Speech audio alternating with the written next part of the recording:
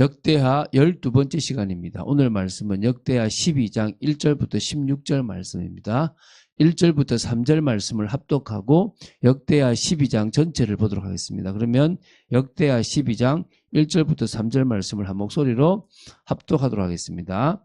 르호보암의 나라가 견고하고 세력이 강하여짐에 그가 여호와의 율법을 버리니 온 이스라엘이 본받은지라. 그들이 여호와께 범죄하였으므로 르호보암 왕 제5년에 애굽 왕 시삭이 예루살렘을 치러 올라오니 그에게 병거가 1200대요 마병이 6만 명이며 애굽에서 그와 함께 온 백성 곧 리비아와 숫과 구스 사람이 헤아릴 수 없이 많더라. 참 오늘 봅니까? 나라가 견고해지면 더 하나님 바라봐야 되잖아요. 나라가 견고해지고 세력이 강해지니까 그가 여호와 율법을 버리니 그 왕이 버리니까 온 이스라엘이 그걸 본받아서 같이 버렸어요. 이게 현실입니다. 이게 모습입니다. 우리가 이 모습을 기억해야 됩니다. 우리가 등 따시고 배부르고 뭔가 힘이 생기면 내가 했다고 생각하고 내 힘을 의지하고 말씀을 버리는구나. 이게 깨달아져야 됩니다. 지금 3일에 걸쳐서 남유다 왕국의 제1대 왕이었던 르호보암에 대해서 보고 있습니다. 역대하 10장부터 12장까지죠. 이제 오늘 보게 될 역대하 12장 1절부터 16절은 이 남유다 왕국의 르호보암이 강성해지면서 율법을 버리고 그것이 온 이스라엘의 범죄로 이어지는 부분들이 나오고요. 이것 때문에 애굽 왕 시삭이 침입하게 되고 나라가 힘을 잃었죠. 결국 그런 르호보암과 이스라엘이 회개는 하지만 결국 또 조금 부족한 모습들이 나중에 나오기도 합니다. 결국 이 르호보암이 이제 죽게 되는 모습까지, 그거는 뭐 전쟁에서 진 게 아니라 나이 들어서 죽어서 생을 마감하고 이제 일대가 끝나는 부분이죠. 자, 보겠습니다. 자, 1절부터 4절입니다.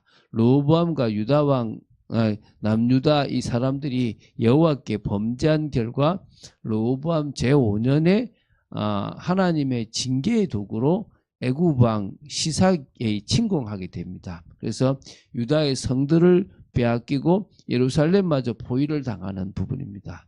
자, 읽어볼게요. 르호보암의 나라가 견고해져서 세력이 강해짐에, 이게 이제 결국은 타락할 수 있는 원인이 되는 겁니다. 왜 우리가 자꾸 돈을 멀리하면서 돈을 도구로 써야 되냐면, 우리의 핵심은 영혼이 잘 되는 비밀이고 늘 하나님 앞에 서고 신앙 공동체까지 이루고 언약 공동체까지 이루는 겁니다. 그게 우리가 해야 될 겁니다. 그래서 그가 여호와 율법을 버리니 온 이스라엘이 본받은지라. 버렸죠, 그죠?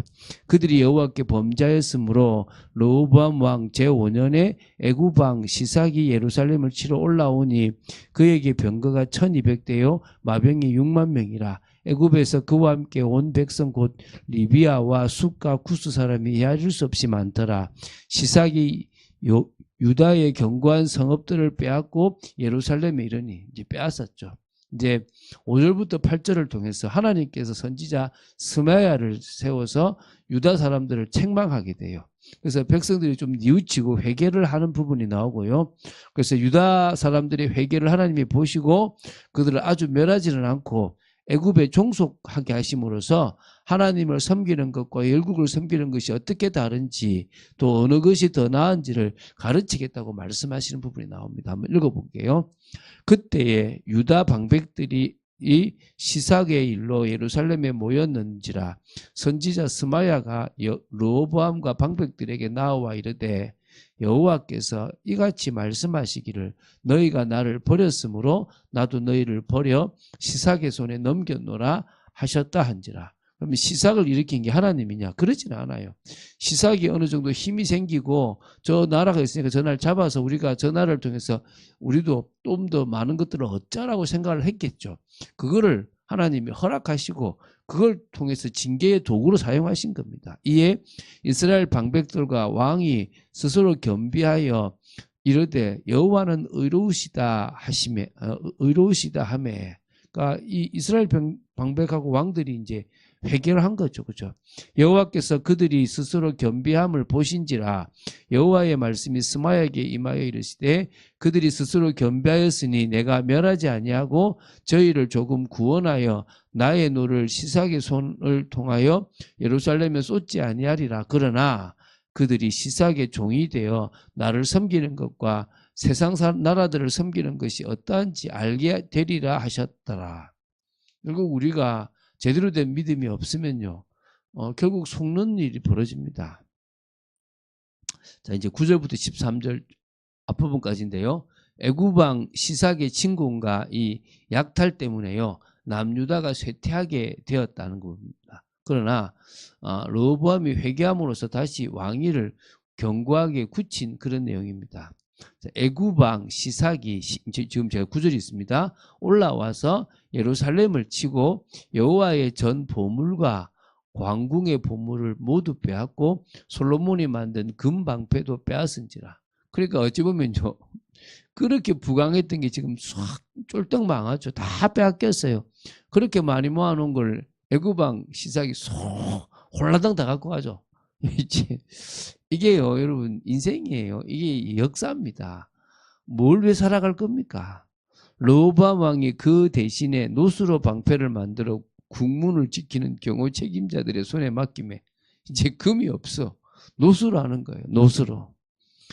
왕이 여호와의 전에 들어갈 때마다 경호하는 자가 그 방패를 들고 갔다가 경호실로 도로 가져갔더라. 이게 부족하다 이 말이죠.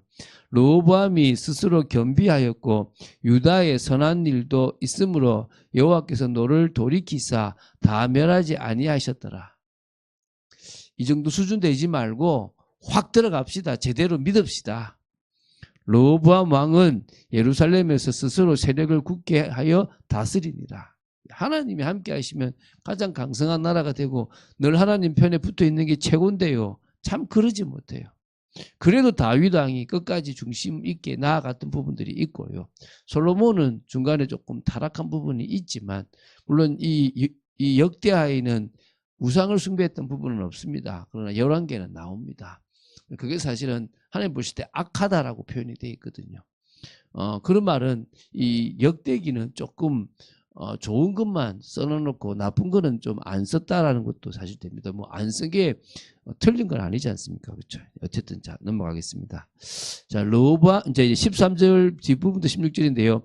르호보암의 통치에 대한 전체적인 어떤 괴갈 설명이고요. 기본 평가가 나오고 죽음에 대한 게 나옵니다. 항상 이게 이제 이 열왕기에도 나왔듯이 역대기에도 나옵니다. 르호보암이 왕위에 오를 때 나이가 41세라. 예루살렘 곧 여호와께서 이스라엘의 모든 지파 중에서 택하여 그의 이름을 두신 성에서 17년 동안 다스리니라. 르호보암의 어머니의 이름은 나아마요 암몬 여인이더라. 이게 그렇죠. 암몬 여인. 이게 영향을 받겠죠. 암몬 여인이면 아무래도 우상 숭배가 되지 않겠습니까? 그렇죠. 르호보암이 악을 행하였으니 이는 그가 여호와를 구하는 마음을 굳게 하지 아니함이었더라. 그러니까 이게요, 정말 우리가 어떤 이렇게 사람을 아내로 맞이하고 또 정말 우리가 어떻게 우리가 부모, 특히 어머니 밑에서 자라느냐인데 이게 신앙을 온전히 처음부터 가진 그것도 모태 신앙이 중요한 게 아니고요. 불신자 가정에서도 예수님 믿어도 진짜 온전히 믿음을 가진 사람은 다른데 아니면요 영향받게 돼 있습니다. 그래도 조금 영향이 달랐기 때문에 다시 회개하기도 하죠. 자, 르호보암이 악을 행하였으니 이는 그가 여호와를 구하는 마음을 굳게 하지 아니함이었더라 그랬죠. 다시 읽었습니다.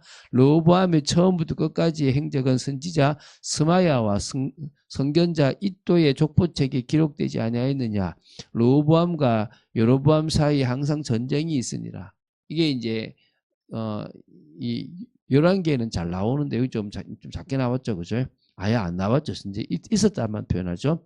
르호보암이 그의 조상들과 함께 누움에 다윗성에 장사되고 그의 아들 아비야가 그를 대신하여 왕이 되니라. 한 사람의 인생을 하나님이 어떻게 평가하시느냐의 관점으로 봤습니다.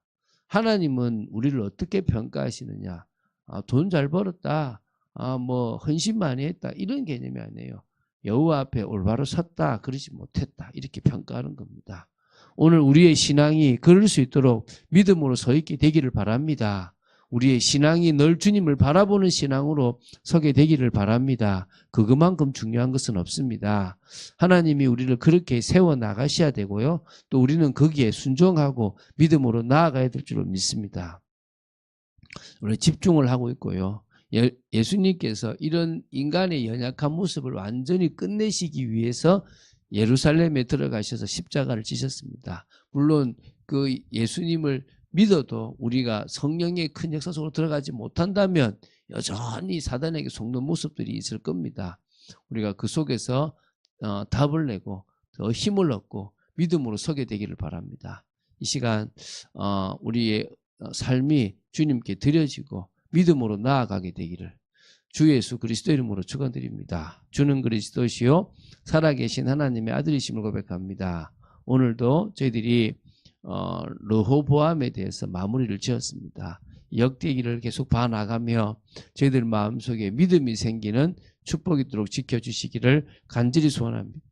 은혜를 내려주시고 역사하여 주시옵소서. 주 예수 그리스도 이름으로 기도드립니다. 아멘.